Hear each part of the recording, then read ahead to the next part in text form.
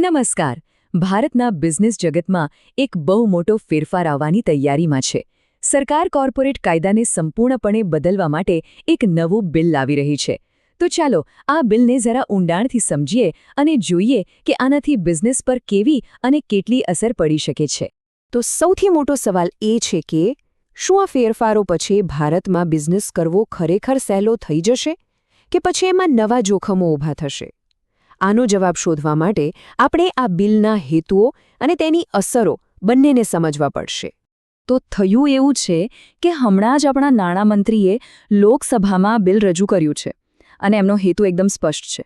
જૂના કોર્પોરેટ નિયમોને બદલીને આજના જમાના પ્રમાણે એક નવું અને સરળ માળખું બનાવવું.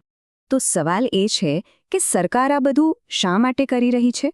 જુઓ, મુખ્ય ઉદ્દેશ્યો છે નિયમોને સિમ્પલ બનાવવા, કંપનીઓ પરથી કાગળિયાનો બોજ ઓછો કરવો અને ઇઝ ઓફ ડુઇંગ બિઝનેસને પ્રોત્સાહન આપવું. નાના ગુનાઓ માટે હવે સીધી જેલ નહીં અને આખી સિસ્ટમને દુનિયાભરની બેસ્ટ પ્રેક્ટિસ સાથે અપડેટ કરવી. મૂળ વાત એ છે કે બિઝનેસ કરવો સહેલો બને, જેથી કંપનીઓ ગ્રોથ પર ફોકસ કરી શકે. અને આ જે ફેરફારો છે ને એ સીધા જ ભારતના બે ખૂબ જ મહત્વપૂર્ણ કાયદાઓને અસર કરવાના છે. એક છે કંપનીઝ એક્ટ 2013 અને બીજો છે લિમિટેડ લાયબિલિટી પાર્ટનરશિપ એક્ટ 2008. એટલે આ કોઈ નાનો સૂનો ફેરફાર નથી. ચલો જોઈએ કે એમાં બદલાવ શું આવી રહ્યો છે. ઓકે, તો હવે સીધા મુદ્દા પર આવીએ. આ બિલમાં મુખ્ય ફેરફારો કયા છે એની વાત કરીએ. સૌથી મોટો અને કદાચ સૌથી મહત્વનો ફેરફાર છે અપરાધ મુક્તિ પર. એટલે કે ઘણા એવા નાના મોટા કોર્પોરેટ ગુનાઓ હતા જેને હવે ફોજદારી કેસમાંથી બહાર કાઢી નાખવામાં આવશે. આનો સીધો મતલબ એ છે કે હવે જેલની સજા નહીં થાય, બસ આર્થિક દંડ ભરીને વાત પૂરી. આની પાછળનો વિચાર એ છે કે કોર્ટ પરથી કેસનો બોજ ઓછો થાય અને બિઝનેસનું વાતાવરણ થોડું હળવું બને. બીજો એક મોટો ફેરફાર છે ડિજિટલ ગવર્નન્સને લઈને. જો પહેલાં કેવું હતું, બધી જ મીટિંગ માટે રૂબરૂ ભેગું થવું પડતું હતું. પણ હવે સમય બદલાયો છે. આ બિલ પ્રમાણે હવે કંપનીઓ પોતાની વાર્ષિક સામાન્ય સભાઓ એટલે કે એજીએમ્સ કે બીજી કોઈ પણ મીટિંગ વિડિયો કોન્ફરન્સથી કરી શકશે. હા, દર 3 વર્ષે એકવાર ફિઝિકલ મીટિંગ કરવી પડશે, પણ આનાથી દૂર રહેતા શેર હોલ્ડર્સ માટે ભાગ લેવો કેટલો સહેલો થઈ જશે. હવે આગળના ફેરફારને સમજીએ એ પહેલાં એક શબ્દ સમજી લઈએ, LLP એટલે કે લિમિટેડ લાયબિલિટી પાર્ટનરશિપ. આ છે શું? સમજો કે આ પાર્ટનરશિપ અને કંપનીનું એક મિક્સચર છે. એમાં પાર્ટનરશિપ જેવી ફ્લેક્સિબિલિટી મળે છે, પણ સાથે જ કંપનીની જેમ તમારી અંગત મિલકત સુરક્ષિત રહે છે.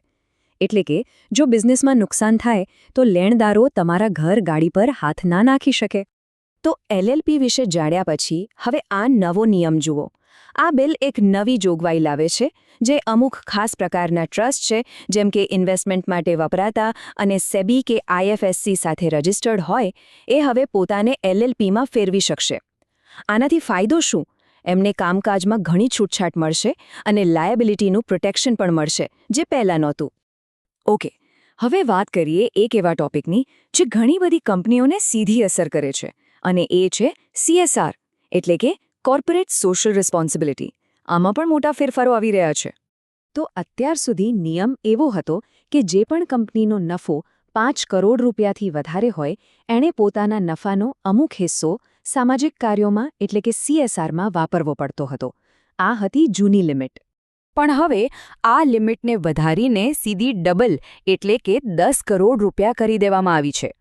આનો સીધો મતલબ એ થયો કે જે નાની કંપનીઓ 5 થી 10 કરોડની વચ્ચે કમાણી કરે છે એમને હવે CSRની જવાબદારીમાંથી મુક્તિ મળશે. સરકારનો વિચાર એ છે કે આ પૈસાનો ઉપયોગ એ કંપનીઓ પોતાના ગ્રોથ માટે કરી શકે. હા, પણ એક વાત ખાસ યાદ રાખવા જેવી છે. આ ફેરફાર ફક્ત નફાની મર્યાદા માટે જ છે. CSR માટેના જે બીજા 2 નિયમો છે એટલે કે 500 કરોડની નેટવર્થ અથવા તો 1000 કરોડનું ટર્નઓવર, એમાં કોઈ જ ફેરફાર નથી. એ નિયમો પહેલાંની જેમ જ લાગુ પડશે. ચાલો, અત્યાર સુધી તો બધું ઠીક લાગી રહ્યું છે, પણ હવે આપણે આ બિલના એક એવા પાસા પર આવીએ છીએ જે સૌથી વધુ ચર્ચાસ્પદ અને કદાચ વિવાદાસ્પદ પણ છે, અને એ છે સત્તાનું સ્થળાંતર. આ બિલમાં એક એવી જોગવાઈ છે જે નિયમનકારી સંસ્થાઓ એટલે કે રેગ્યુલેટરી બોડીઝને નિયમો બનાવવાની ઘણી બધી સત્તાઓ આપે છે. આને કાયદાની ભાષામાં ડેલિગેટેડ લેજિસ્લેશન કહેવાય છે. સરળ શબ્દોમાં કહીએ તો સંસદ કાયદાની મોટી ફ્રેમવર્ક બનાવશે, પણ એની અંદરના નાના નિયમો અને ફેરફારો કરવાની સત્તા હવે સીધી એક્સપર્ટ સંસ્થાઓ પાસે જતી રહેશે. આ એક મોટો પાવર શિફ્ટ છે. જેમ કે નેશનલ ફાઇનાન્શિયલ રિપોર્ટિંગ ઓથોરિટી એટલે કે NFRA હવે ઓડિટિંગના સ્ટેન્ડર્ડ્સ અને કમ્પ્લાયન્સના નિયમો જાતે જ નક્કી કરી શકશે. એ જ રીતે કંપની બાબતોના મંત્રાલયના જે રિજનલ ડાયરેક્ટર્સ છે એમને પણ હવે વધુ સત્તા મળશે. એનો અર્થ એ કે ઘણા નાના-મોટા વિવાદો હવે કોર્ટમાં જવાને બદલે એમની ઓફિસમાં જ ઝડપથી ઉકેલાઈ જશે.